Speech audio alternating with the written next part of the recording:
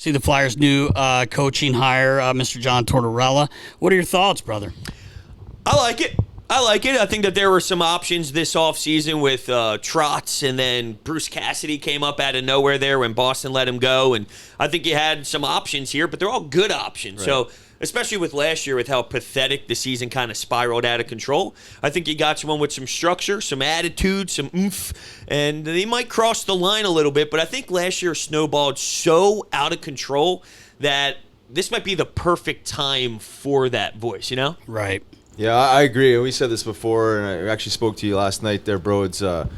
At the very least, he brings an attitude and identity, right? These guys are going to be working. There's going to be that jam that we've missed probably the last couple of years, not just this past year.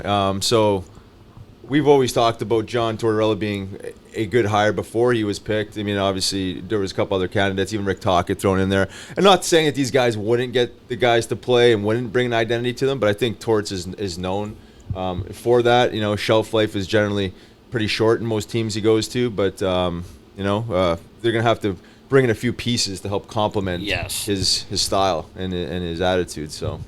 Yeah, no, I agree. And it's weird because I like to use other sports sometimes to shape an opinion, if you will. But with the Phillies, they just fired Joe Girardi. And I remember saying, well, there's got to be a lot more than just Joe Girardi being fired for this team to turn it around. And it really did turn around with just the firing of Joe Girardi when Rob Thompson came in. And I'm like, hold on a second.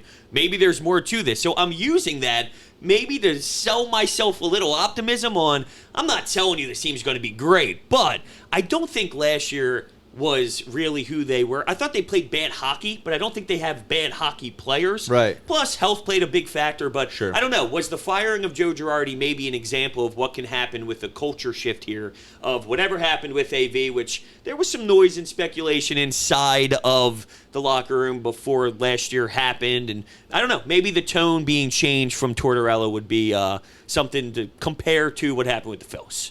Yeah, maybe I'm being too optimistic. I talked to Jim Jackson recently, too, and I had him on 97.5 The Fanatic as a guest as well over the last week, and someone called in after and goes, he's working through NBC, so he's going to try and sell you optimism just because that's his job. But I know JJ outside of it. He really believes that there's more to this team, and I do, too, and I know it's a hard sell right now, but they're not as bad as what last year showed. It's impossible. They have too much talent to be bottom four in the NHL. 100%. And saying that, like you said it perfectly, like health was the biggest thing last year. I mean, we all can probably agree on that.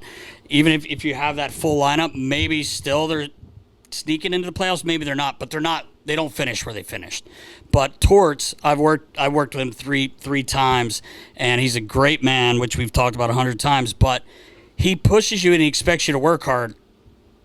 As a player, like, you have to understand your coach is going to do that. Michael Del Zotto was telling us that he's actually calmed down, like, the whole snap shows a lot of the time, like from when he was in New York. You know, he was a kid there, and Torts was, he's going out with Brooksy. Riles had a great question talking of that with the media with Torch because, he's got some great clips. Of course. I'm getting ready for that, too, from personal experience. That's what I was going to ask you. Get into Tortsy. Like, are you getting ready? I want to see head-to-head with Torts? Yes, because I want to see who's more fired up. Yeah, I want to see it. When you ask that question, he's going to pop up at that podium because you're going to be the loudest guy when he's getting asked. And I can't wait for this. I don't know. I'll have to see how it goes in the flow of it here. I don't want to go too. They teach you this, right? The number one rule is you don't make it about yourself. Yeah. So I don't want to go in there and start saying, Guns blazing, let's see what Brodes can do here against Tortsy. But my best friend plays for Columbus right now, Eric Robinson, and I asked him about Tortsy. Loved him. I mean, absolutely said great things about him. The more and more you speak to people who played for him, that's the response that you get. 100%. There's going to be the occasional people, Dubinsky or anybody else who throws things out there on social media. But then I go back to what I'm hearing about Boston. And Bruce Cassidy apparently lost the locker room. Bruce Cassidy is an amazing coach. Every coach is going to have a couple players by the end of their tenure that might look at them a little bit differently. That's just reality of it. I want more power play time. I want more PK time. I'm a healthy scratch or whatever it is. So I look at it that way more than anything else, which is, I don't know a coach where 100% of the locker room is always on board. That's more of just the nature of coaching. Exactly. Yeah. No, that's Exactly. 100%. And to your point, I think that's exactly what happened last year with the Flyers. Is AV lost the locker room, however that happens, you know, you lose a few games, and it's a communication thing. You lose a couple players, then it trickles down. 10 in a row, or 10 in a row, couple 2 times or 3 times, 5 times, a lady, 7 times. Right? but it happens.